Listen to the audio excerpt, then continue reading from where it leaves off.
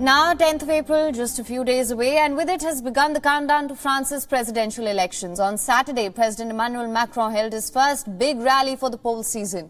In a sporty entry with music and dramatic lighting, Macron called on the French population to mobilize. Mincing no words, the incumbent president warned against the rise of extremism and a Brexit-like poll outcome for France.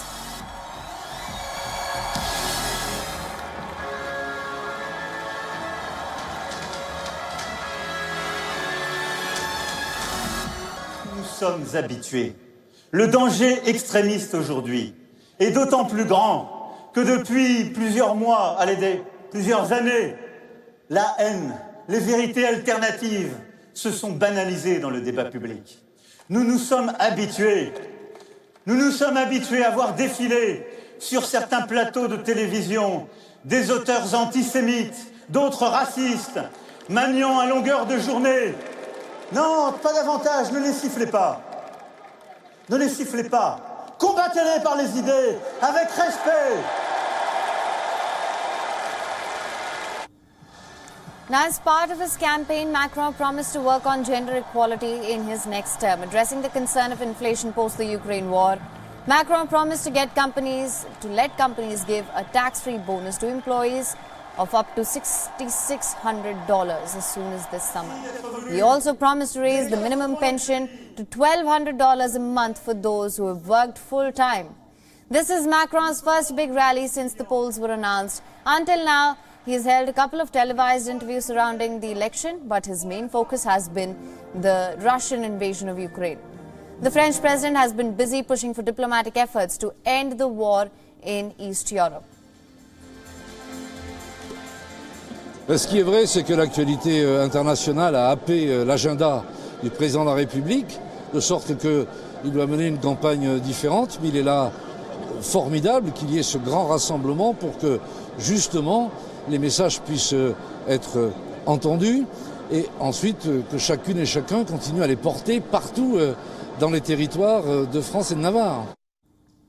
Now, while the Ukraine conflict has taken up most of Macron's time, his opponents have been holding rallies and speeches. They've made promises ranging from cutting down on squatters to cutting tax on fuel. On vous aide. Moi, ce que j'ai dit, c'est qu'il y a une loi aujourd'hui qui permet au préfet d'intervenir et d'envoyer les forces de police pour libérer des squatteurs. Mais moi, ce que je propose, si je suis élu président de la République, c'est d'obliger le préfet. C'est ça toute la différence. C'est-à-dire que moi, je considère que le préfet doit obligatoirement, avant 72 heures, expulser les squatteurs et envoyer la force publique pour expulser les squatteurs. C'est ce qui manque à cette loi pour être vraiment efficace. Et par ailleurs...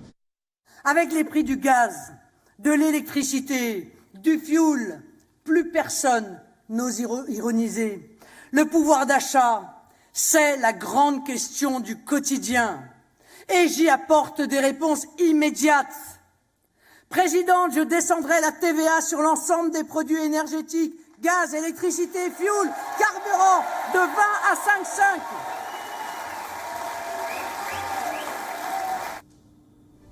Now, the Macron administration's spending on consultants, mainly the American company McKinsey, is being used as the main ammunition by the opposition here. Far-right's Marine Le Pen took a jab at Macron at her recent rally. Nous avons une haute administration qui est parmi les plus réputées du monde. Une haute administration pétrie du sens de l'État et de l'intérêt public. Une haute administration d'une parfaite neutralité politique dont on dit, à juste titre, qu'ils sont des grands serviteurs de l'État.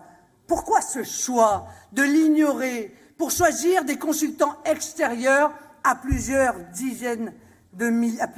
milliers d'euros, plusieurs milliers d'euros la journée. Now, voting for the French presidential polls will begin on the 10th of April. They will go on till the 24th. And looking at the opinion polls, far-right rival Marine Le Pen is gathering momentum, threatening what once seemed an almost unassailable position of strength for Macron.